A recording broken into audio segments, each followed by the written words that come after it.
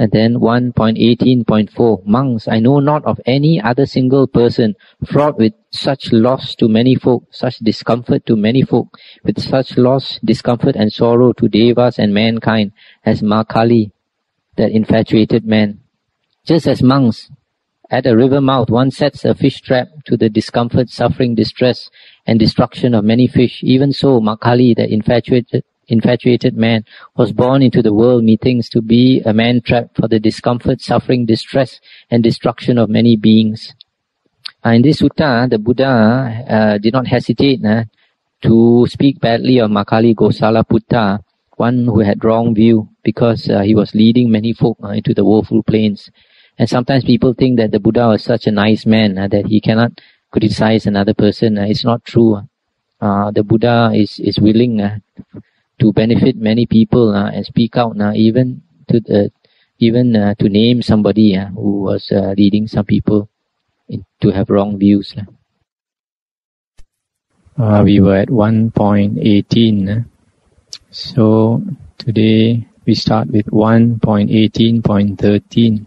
The Buddha said, monks, just as even a trifling bit of dung has an evil smell, so likewise do I not favor existing even for a trifling time, not even for the lasting of a finger snap. That's the end of the sutta. The Buddha says that he does not want to exist even for a trifling time. An existence to him is likened to dung, which has a bad smell. So that's how he views existence. Why does the Buddha say that existence is so obnoxious, sort of so foul, like dung? Is because even Buddhas have to suffer, because there are two types of suffering. One is mental suffering, the other one is physical suffering. The Buddha said that all Aryas have done away with mental suffering, but they still have physical suffering. And we cannot run away from physical suffering as long as we have a body, because with a body we have aging, sickening and dying. And the Buddha said in more than one sutta, when he was old, that his body was breaking up, and it gave him a lot of suffering. So even Buddhas have to suffer.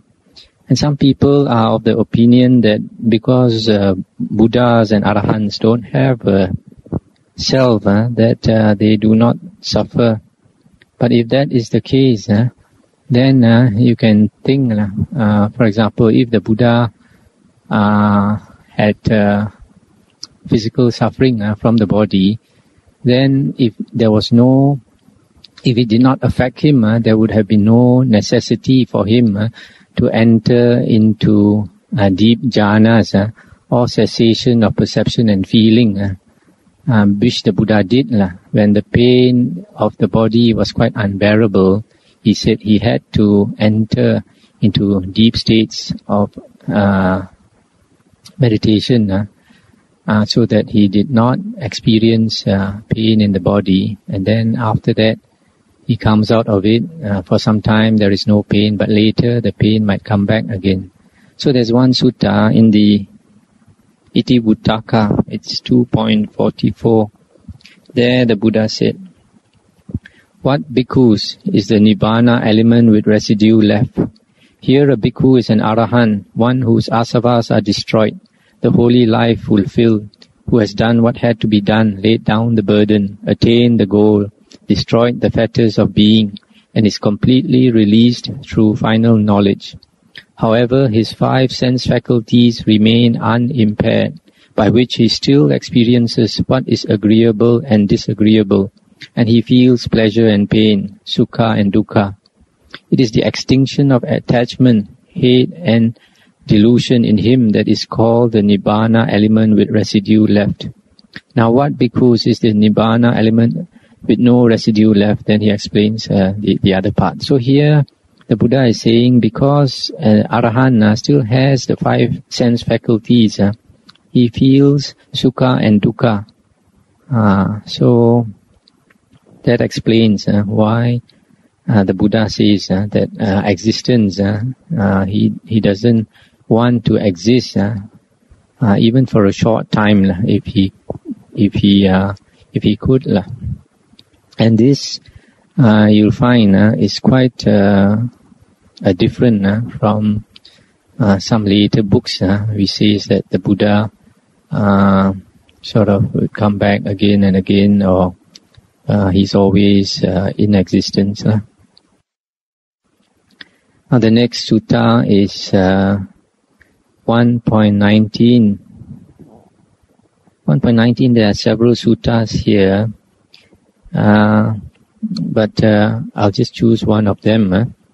The Buddha said, even as monks in this rose apple land, that is Jambudvipa, trifling in number are the pleasant parks, the pleasant groves, the pleasant grounds and lakes, while more numerous are the steep, precipitous places, unfordable rivers, dense thickets of stakes and thorns, and inaccessible mountains. Just so few in number are those beings that welcome, when they hear it, the Dhamma Vinaya, set forth by a Tathagata. More numerous are they that do not. That's the end of the sutta. Here the Buddha is saying that in India, the accessible places where people can use are very much less than those places which are inaccessible, like steep places, mountains, dense forests and jungle, unfordable rivers, etc. You must remember this sutta was spoken 2,500 years ago. So the number, the amount of inaccessible places was much more during that time than now. And the Buddha said that few people, just like the amount of places that are accessible, so small amount compared to the whole of India. So in the same way, few people out of the many want to listen to Dhamma Vinaya. Dhamma Vinaya is teaches us the truth or reality about existence, and it is actually painful to hear the reality of existence.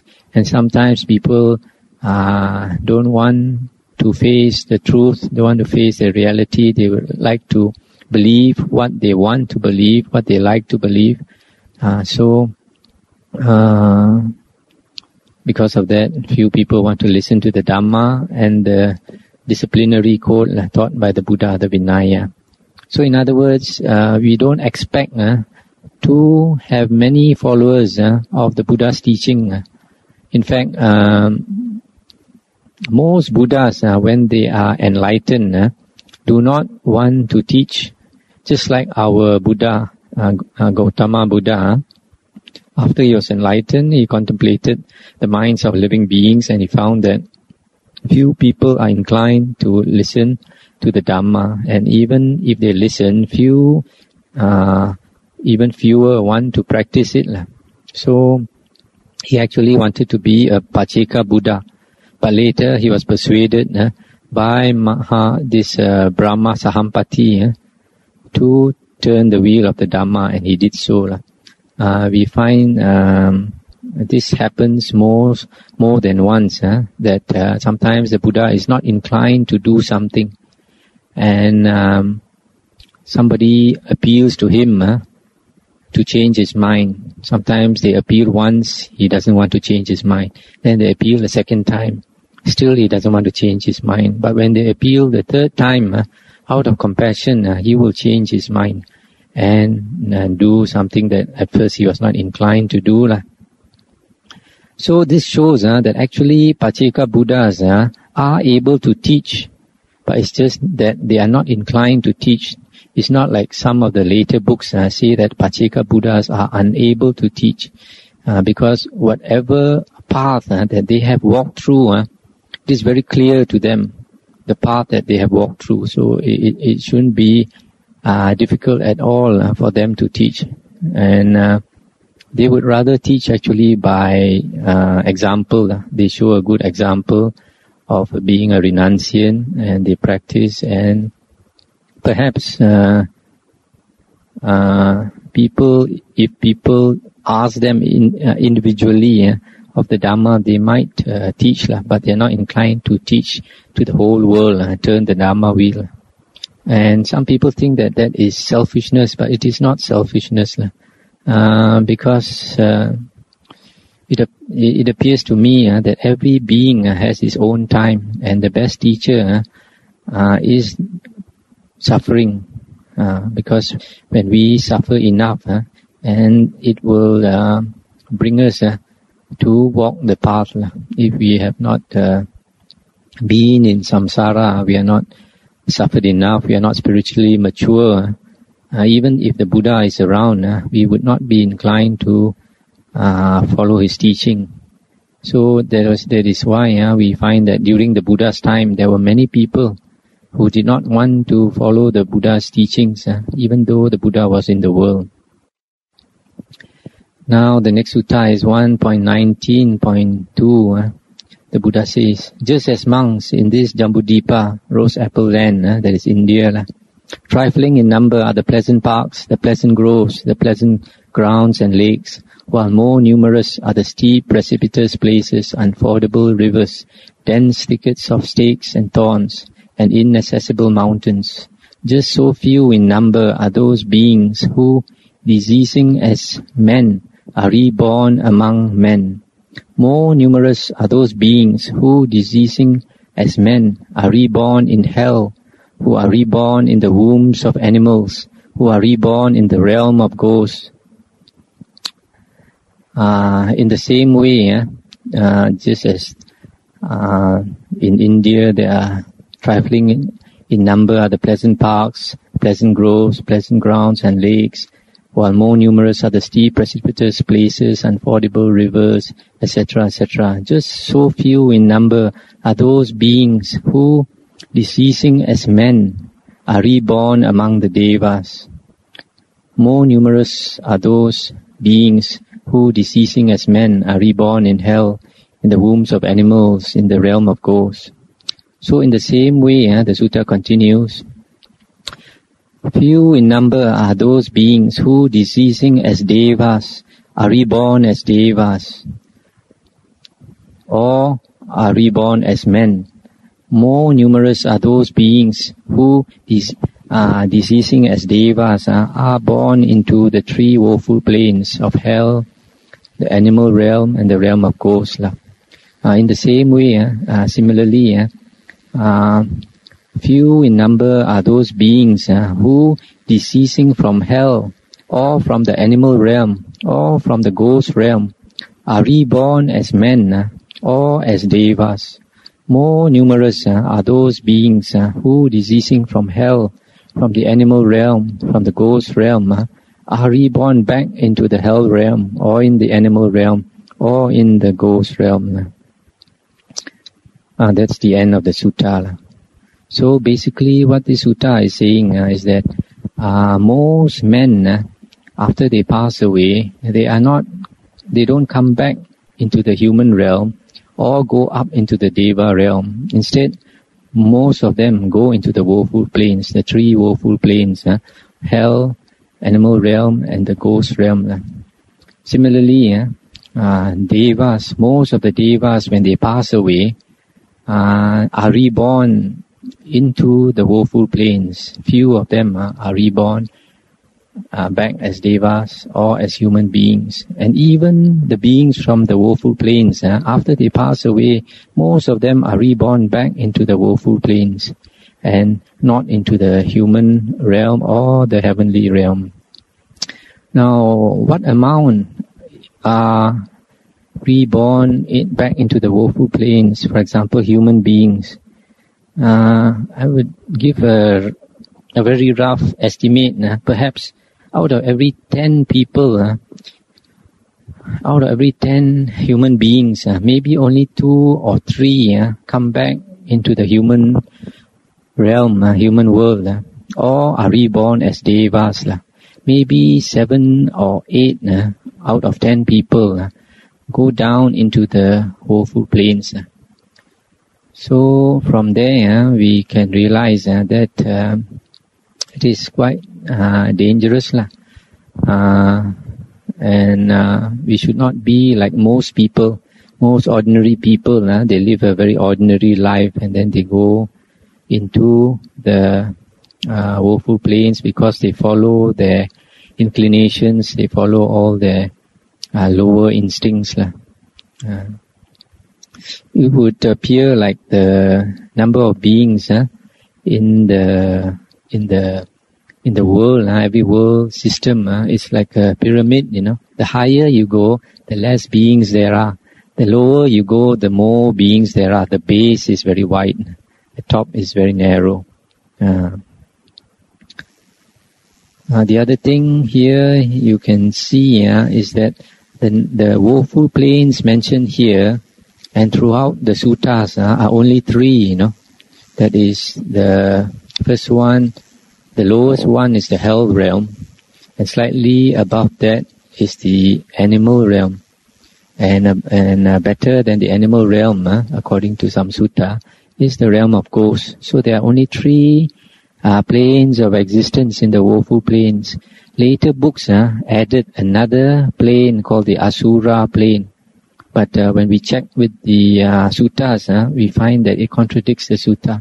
Because in the sutta, 2 suttas in the Digha Nikaya, one says that the lowest type of asuras are the Kalakanja asuras. And then later in another sutta, it is stated that the Kalakanja asuras are also devas.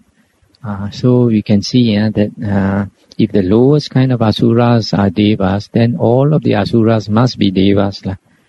So there are only 3 woeful planes and not 4, according to the suttas. Now the next sutta is 1.20.1.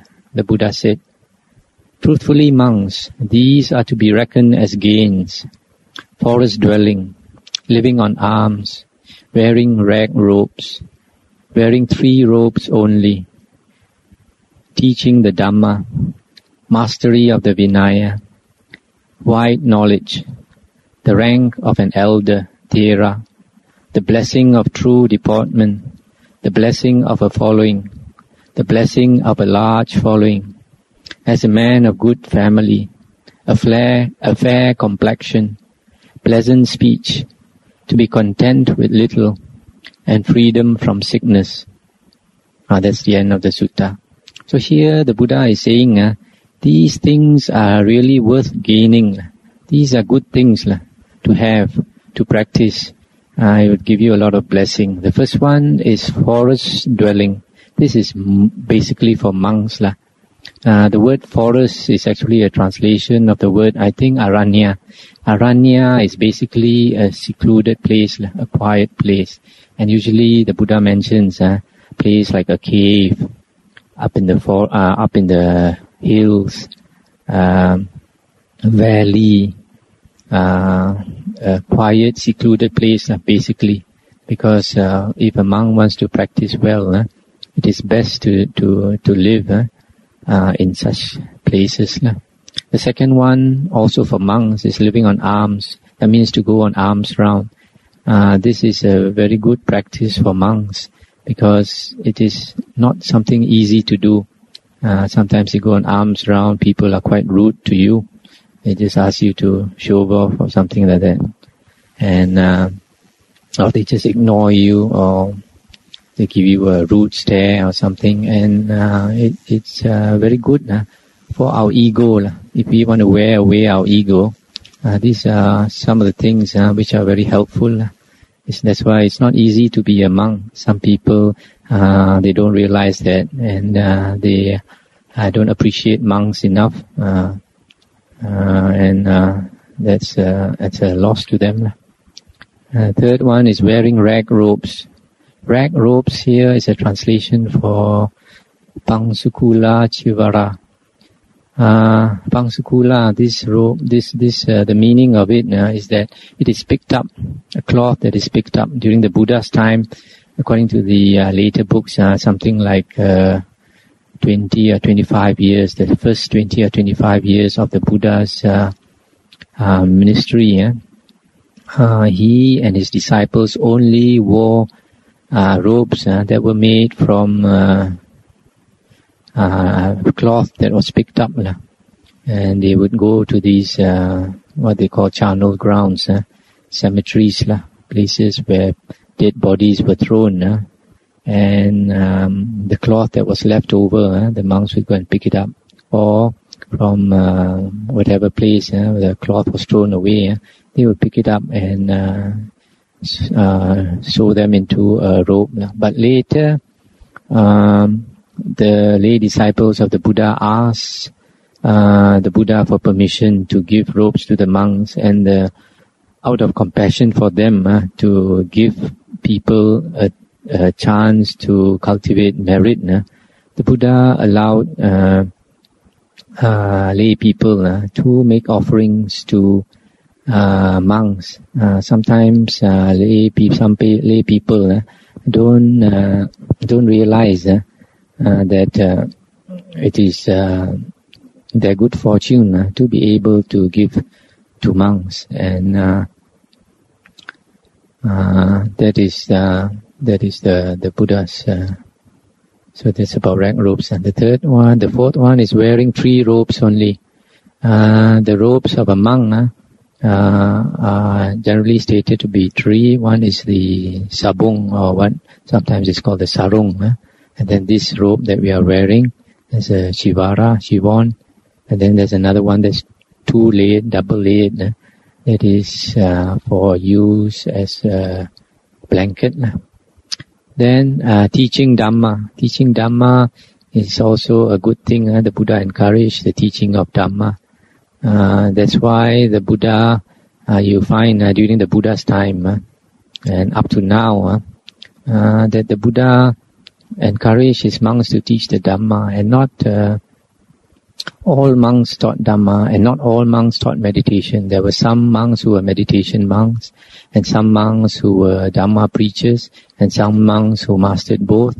And during the Buddha's time, there were many types of monks, and the Buddha allowed all of them to do what they thought was best for them. And the mastery of the Vinaya, another one also concerning monks, is mastery of the Vinaya rules, the disciplinary rules, and if they could live by the disciplinary code, that would they would accumulate a lot of blessings. The next one is white knowledge. White knowledge is a translation for Bahu Satcha. That means a lot of knowledge of the Dhamma. The Buddha said, very few people can teach the Dhamma according to the real essence, the real Dhamma that the Buddha taught. Then the next one is the rank of an elder. An elder here is a monk. A Thera is one who has 10 vasas and above. A monk who has 10 vasas and above is a monk who can ordain new monks. A monk who has 10 vasas and above can accept disciples. The Buddha did not allow a younger monk to accept disciples, but the Buddha asked the monks to practice for the first 10 years to get a lot of experience. Then after that, only to accept disciples. That's why to be an elder is a blessing. The blessing of true deportment, that means a monk who can conduct himself well. That is a good blessing. Then the blessing of a following, that means if a monk can have a following of disciples, that is a blessing. This following can be lay disciples or monk disciples. And during the Buddha's time, we find that several monks, they had a large following of monk disciples. And nowadays, we find that not many monks are able to have a following of monk disciples. Some of them have a following of lay disciples. But to have a following of monk disciples, it is very good, especially for the religion, because there is always a shortage of monks. The blessing of a large following, to have a big following of lay disciples and monk disciples. During the Buddha's time, sometimes he would walk around with 1,250 monks, and he would go from place to place, and that would be really impressive. And the Buddha, why did the Buddha take such a large following with him? It was not that. It's really very difficult to look after such a large amount of monks and to travel in a group. It's a lot of. It's like an army moving. There's a lot of logistics involved to look after their food and all that. But that is. It's not easy to have a large following, because unless that person has enough metta and enough ability to teach, there would not be many monks who would want to follow him. A man of good family, that means to be born into a good family.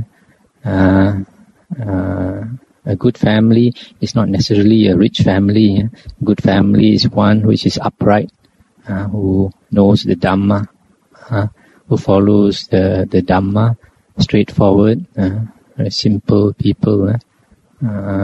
It's not easy to find sometimes. A fair complexion. Fair complexion, I think you all understand. Pleasant speech, to talk pleasantly. This is one of the qualities that endear a person to others. If a person speaks very rudely, unpleasant speech, nobody likes to be near him or her. The Buddha said all of us are born with an axe in our tongue, in the Dhammapada. If we are not careful, we simply swing the axe and we hurt ourselves. To be content with little, somebody who has few wishes, few things to ask for, and freedom from sickness. This is another great blessing, to be seldom sick. Now, the next sutta is 1.20.2. The Buddha said, "Monks, if even for the lasting of a finger snap, a monk should practice the first jhana, such a one may be called a monk. Not empty of result is his jhana. He abides doing the master's bidding. He is one who takes advice, and he eats the country's alms food to some purpose. What could I not say of one who makes much of the first jhana?" In this sutta, the Buddha is praising a monk who can attain jhana even for a very short time, as short as a finger snap. So here, firstly, we find that the Buddha praises jhana, praises the attainment of jhana, and this is quite different from nowadays. Some people belittle jhana. The other thing we can see from this is that jhana can be attained even for a short moment.